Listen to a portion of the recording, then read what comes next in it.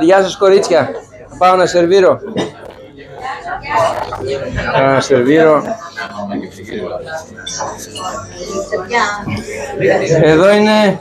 Εδώ είναι το τραπέζι νούμερο 13, η παραγγελία. Εδώ είναι. Κύριε συνάδελφε, τι κάνετε εδώ?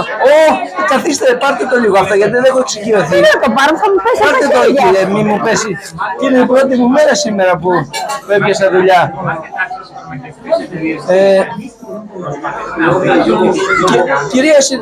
Κυρία Βαϊοκούλου,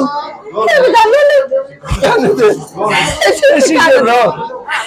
Εσείς εδώ? Ναι, ήρθα γιατί είπε ο Υπουργός ότι πρέπει να κάνουμε τις delivery και εγώ είμαι το πρωί δικηγόρος και το βράδυ σερβιτόρος.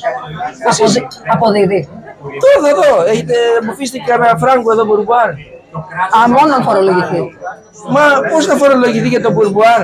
Εννοείται. 24% ΦΠΑ, 20% φόρος, έμκα, τι δεν μείνει και στο μπουρμπουάρ, κυρία συνάδελφε.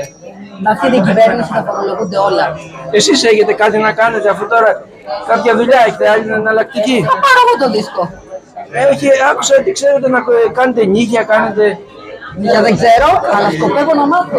Σκάλες καθαρίζετε? Θα τους κάνω, θα το κάνετε και αυτό, δεν γίνεται. Γίνε και εσύ σερβιτόρος ή ντελιβεράς, μπορείς. Γίνε και εσύ κάτι άλλο, μπορείς. Το είπε ο Υπουργός. Εννοείται.